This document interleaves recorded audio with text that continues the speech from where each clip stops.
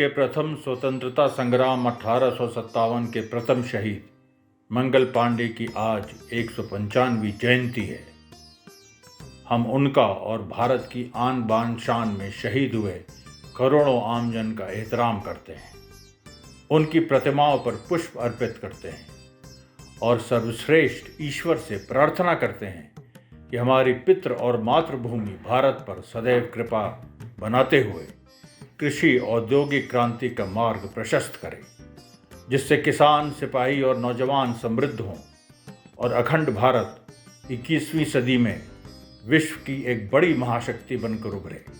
एक ऐसी महाशक्ति जो सनातनी दीनी मूल्यों को स्थापित करे, एक ऐसी महाशक्ति जो मौर्य, सतवाहन, गुप्त, चोल और मुगल काल का अनुकरण करते हुए भारत के सकल घरेलू उत्पाद यानी जीडीपी को 20% से भी ऊपर पहुंचाए, भारत का विश्व बाजार फिर से 25 से 30% बड़ा हो, भारत दुनिया में सबसे आधुनिक तकनीक से लैस हो, सुई से लेकर अंतरिक्ष के जहाज और हथियार, हर क्षेत्र में भारत आत्मनिर्भर बने। पश्चिमी दुनिया की अंतर्राष्ट्रीय वित्तीय पूंजी इंटरनेशनल फाइनेंस कैपिटल IFC ने सन 1757 से 1947 तक जो भारत से 50 लाख ट्रिलियन डॉलर यानी 4000 लाख करोड़ रुपए, मैं फिर से कह रहा हूँ 50 लाख ट्रिलियन डॉलर यानी 4000 लाख करोड़ रुपए लूटे हैं इंटरनेशनल फाइनेंस कैपिटल ने, हम उसका पाई पाई का हिसाब ले सके। 1 करोड़ भारतीय 1857 से 1867 के बीच मारे गए, हम उनका श्रद्धापूर्वक तर्पण कर सके और पहले की तरह विश्व का सारा सोना भारत की ओर खींचा चला है, हम फिर से सोने की चिड़िया कहलाएं। मंगल पांडे जीवनी के 23 बिंदु ऐसे हैं जिनको सुनकर आपकी आंखें खुली की खुली रह जाएंगी। नंबर 1, मंगल पांडे कुश्ती में माहिर थे और पंजाब के कई पहलवानों को मुकाबले में हरा चुके थे। जानवरों जैसे भालू आदि से मल्ल युद्ध करना उनकी विशेषता थी, लेकिन जानवरों को हराकर उनको मारते नहीं थे। इस मामले में उनकी ख्याति दूर दूर तक फैली हुई थी। दूसरा बिंदु, मंगल पांडे का जन्म आज के जिला अंबेडकर नगर पुराने फैजाबाद के सुरहुरपुर गांव में 19 जुलाई 1827 को एक सरयू पारी ब्राह्मण परिवार में हुआ था। सुरहुरपुर उनका ननिहाल था। उनकी पट्टेदारी देवरिया और बलिया के नगवा गांव तक फैली थी। आज भी नगवा के लोग मानते हैं कि मंगल पांडे नगवा बलिया के ही थे और हम उनका भी सम्मान करते हैं। तो बातों को आगे बढ़ाते हैं। पुराने फैजाबाद से बस्ती, गोरखपुर, देवरिया, पुराना बलिया, गाजीपुर सहित फिर वहाँ से बनारस, पुराना आजमगढ़, जौनपुर, सुल्तानपुर, प्रतापगढ़, पुराना मिर्ज़ापुर और इलाहाबाद तक सरयू पारियों का बेल्ट है, जहाँ से बड़ी संख्या में मुगल काल से सरयू पारी फौज में भर्ती होते थे। अंग्रेज कंपनी राज में भी ये परंपरा जारी रही। इसी बेल्ट से भूमिहार ब्राह्मण भी कंपनी फौज में भर्ती लेते थे। उधर गोंडा बहराइच से होते हुए सरयू के पश्चिमी छोर से आगे कानिकुब्ज ब्राह्मणों की बेल्ट शुरू होती है। बाराबंकी, सीतापुर, लखनऊ, उन्नाव, हरदोई, कानपुर, बिठूर, रायबरेली, फिर गंगा जमुना द्वाब में फतेहपुर, फर्रुखाबाद, कन्नौज, एटा, इटावा, मैनपुरी, उधर जमुना पार बुंदेलखंड में कानिकुब्ज ब्राह्मणों का मिलिट्री कल्चर भी मुगलों के ज़माने से था। ब्राह्मणों के साथ ठाकुर, कुर्मी, यादव, अहिर, कोयरी, पासी, लोहार, धोबी, जाटव, गाड़ीवान, राजभर, बिंद और मल्ला भी सेनाओं में भर्ती होते थे। आज के पश्चिमी उत्तर रोहिलखंड और आगरा मथुरा बेल्ट से हिंदू और मुस्लिम, जाट, गुर्जर, त्यागी, शाक, सैनी, जाटव, वाल्मीकि, रोहिला, पठानों, मेवातियों, रांगर, भट्टी और यादव समूह भी मुगल सैन्य संस्कृति से सुसज्जित थे। इस तरह की परंपराएं कंपनी राज में भी जारी रही।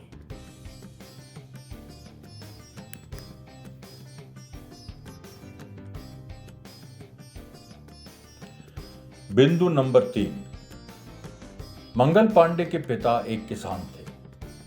उनके चाचा ब्रिटिश ईस्ट इंडिया कंपनी की बंगाल आर्मी में सिपाही थे। फौज के किस्से सुन सुनकर मंगल बड़े हुए और एक दिन फौज में खुद शामिल हो गए। यहाँ उनका 6 फीट 4 इंच का लंबा कद काम आया। बिंदु नंबर 4। उस समय ब्रिटिश ईस्ट इंडिया कंपनी का राज भारत में मुगल बादशाह के नाम पर चल रहा था। तकनीकी तौर पर कंपनी मुगलों की खास नौकर यानी फिदाए खास थी। उस समय गांव-गांव डुगडुगी बजती थी, खल्क खुदा का, मुल्क बादशाह का, हुक्म कंपनी बहादुर का। ये डुगडुगी ही उस दौर की टीवी रेडियो थी। बिंदु नंबर 5। कंपनी के पहले मराठे मुगलों के फिदाए खास थे। फौज में भर्ती होने के पहले मंगल पांडे का उपनयन संस्कार संपन्न हुआ था। इस समय अपनाया गया गायत्री मंत्र अंतिम छोर तक उनके साथ रहा। मंगल पांडे सनातन धर्म के पक्के थे। गौ, गंगा, गायत्री को पवित्र मानते थे। छठा बिंदु। मंगल पांडे बचपन से ही सुरहुरपुर के मौलवी के बेटे नकी खान के खास दोस्त थे। मंगल अपनी माताजी से बहुत प्यार करते थे। किसी त्योहार के अवसर पर अपनी मां से चोरी छिपे मंगल स्वादिष्ट व्यंजन नकी खान के लिए ले जाते थे। एक दिन नकी के पिता को पता चला तो उन्होंने मंगल के पिताजी को साफ साफ बता दिया। मंगल के पिता नाराज होने के बजाय खुश हुए और नकी खान का मंगल के घर आना जाना और प्रगाढ़ हो गया। 7वां बिंदु। मंगल एक दिन भालू के बच्चे को घर ले आए। वो बच्चा कुछ गरीब पासी लड़कों के पास था।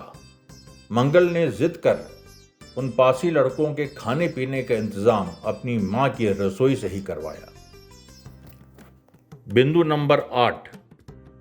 1847 के आसपास Mangal Pandey British East India company के बंगाल आर्मी में भर्ती हुए। पहले उनके लंबे कद की वजह से मंगल को घोड़ों की देखभाल का मुख्य संरक्षक बनाया गया। अपनी सूझबूझ से मंगल ने घोड़ों की देखभाल में अनियमितताओं को पकड़ा, जिससे उनके गोरे अफसर खुश हुए। उस समय एक सिपाही की 7 रुपये महीने तनख्वाह थी। घुड़सवार पलटनों को भी उसी 7 रुपये में अपने घोड़े का इंतजाम करना पड़ता था। मंगल पैदल पलटन में थे, पर उनको उनके अफसरों ने एक घोड़ा, जिसका नाम मंगल ने हनुमान जी के पुत्र मकर ध्वज पर रखा, मुफ्त इनाम में दिया। बिंदु नंबर 9। ये मंगल के हंसी खुशी के दिन थे। मकर ध्वज सरपट दौड़ने में टाइम लगाता था। मंगल एक बार मकर ध्वज को लेकर अपने गांव गए। वहां मकर ध्वज बिल्कुल ही लेट गया। मंगल उससे गुस्से में पीटने ही वाले थे, तब नकी खान ने मकर ध्वज को फल और मिठाई का भोजन कराया। उसके बाद से मकर ध्वज हमेशा तेज सवारी के लिए मुस्तैद रहता था।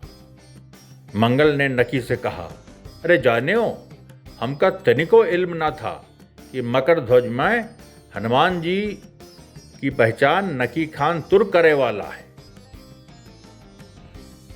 बिंदु नंबर 10। उसके बाद मंगल 34वीं पलटन में तैनात हुए। 34वीं का बड़ा ज़बरदस्त इतिहास था। इसमें ज़्यादातर अवध के सरयू पारी और कानिकुज ब्राह्मण थे। तब तक अंग्रेज़ों ने सिपाहियों पर अनुशासनहीनता पर कोड़े लगाने का प्रावधान खत्म कर दिया था। लेकिन 34वीं पलटन में 1824 के आसपास कानिकुज ब्राह्मण बिंदा तिवारी के विद्रोह की याद ताजा थी। बिंदा तिवारी ने काला पानी यानी समुद्र पार कर 1824 में अंग्रेजों के लिए बर्मा जाने से इनकार कर दिया। काला पानी पार करना ब्राह्मणों और हिंदुओं के लिए वर्जित था। अंग्रेजों ने समझाने बुझाने के बजाय बिंदा तिवारी पर सख्ती की, जिससे विद्रोह भड़क उठा। बिंदा तिवारी ने उसी बैरकपुर छावनी में, जहां 29 मार्च 1857 को मंगल ने विद्रोही गोली चलाई, अपने साथियों के साथ अंग्रेजों का बहादुरी से मुकाबला किया। पकड़े जाने पर अंग्रेजों ने बिंदा तिवारी की यातना में सभी हदें पार कर दी। फांसी पर लटकाए जाने से पहले बिंदा को भूखा रखा गया। उनके शरीर की धीरे धीरे खाल उतारी गई।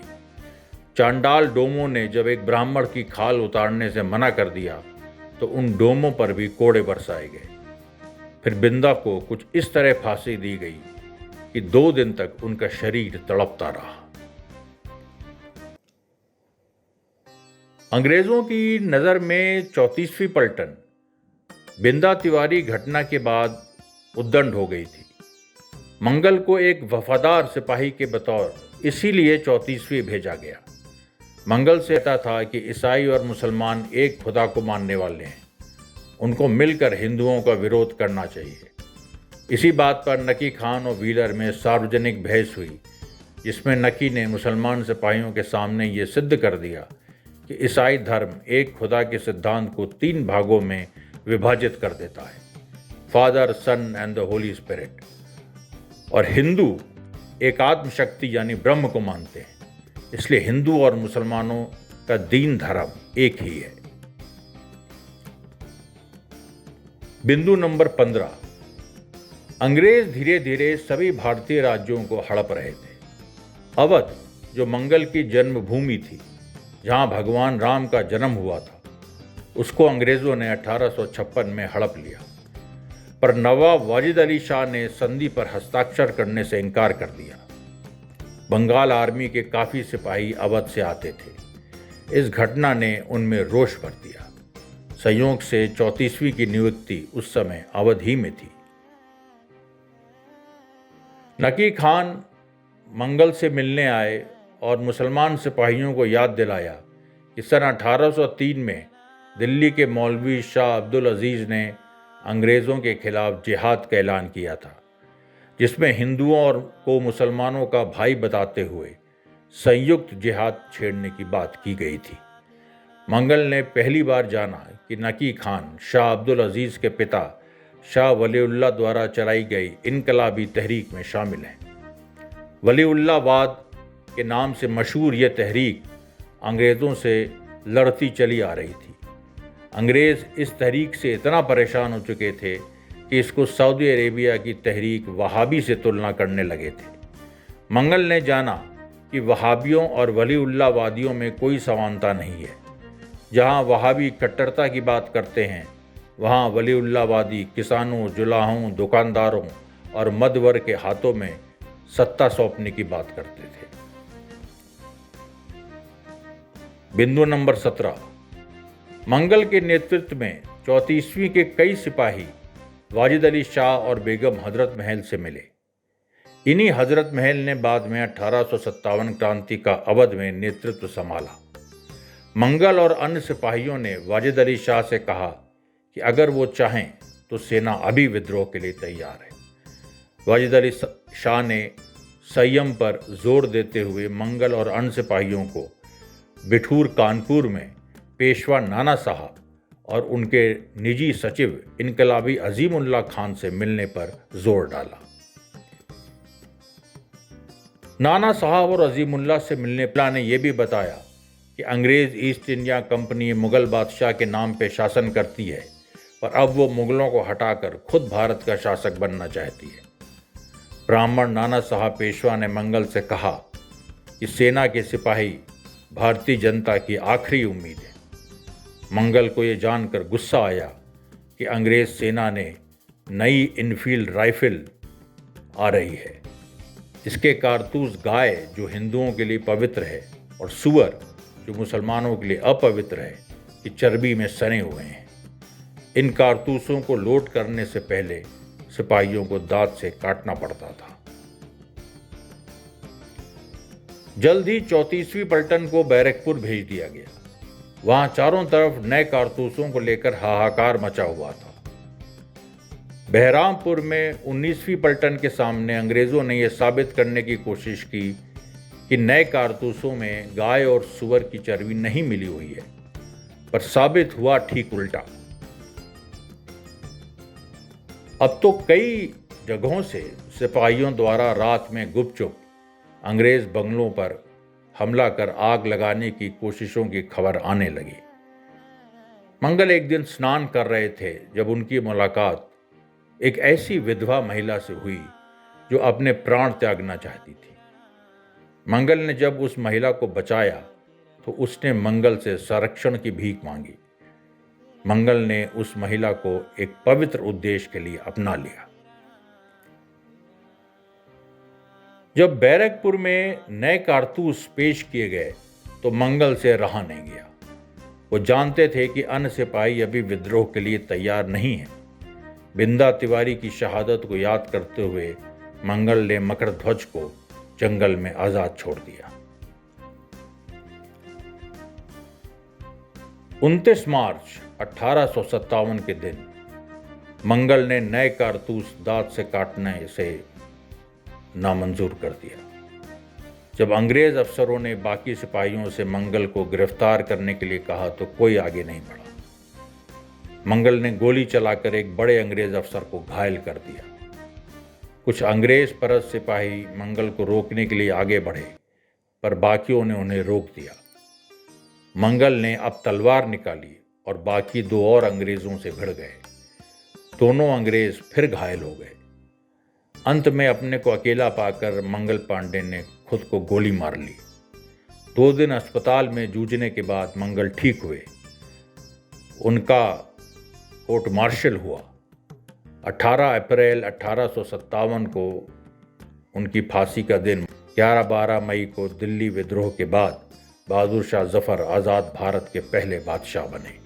दिल्ली घोषणा पत्र में भारत में कृषि और औद्योगिक क्रांति की बात की गई। नवंबर 1858 में ईस्ट इंडिया कंपनी का भारत में राज खत्म हो गया। हमने 2017 में 1857 राष्ट्रवादी मंच बनाकर लखनऊ में अभी भी मौजूद क्रूर अंग्रेज अफसरों की कब्रों पर से उनका महिमा मंडन हटाने के लिए आंदोलन चलाया। इंग्लैंड के खिलाफ माफ़ी मांगो, मुआवजा दो अभियान चलाया। फिर अयोध्या कुबेर टीले पर 1857-58 की लड़ाई में शहीद हुए हनुमानगढ़ी के महंत रामचरण दास, शंभू प्रसाद शुक्ला, मौलवी अमीर अली और अच्छन खान का स्मारक बनाने की अपील की। 19 जुलाई सन 2018 में मंगल पांडे सेना बनाकर हमने मांग की कि उत्तर प्रदेश विधानसभा के सामने अमर शहीद मंगल पांडे की विशाल प्रतिमा स्थापित की जाए। हमारा संकल्प है 8 अप्रैल 2023 को मंगल पांडे की 156वें शहादत दिवस पर मंगल पांडे जी की प्रतिमा उत्तर प्रदेश विधानसभा के सामने लगेगी। भारत में एकता और राष्ट्रवादी किसान क्रांति की ज्वाला फिर से भड़केगी और देश में 1857 मंगल पांडे विचारधारा का किसान, सिपाही, उद्यमी, उद्योगपतियों का राज आएगा। जय हिंद, जय भारत।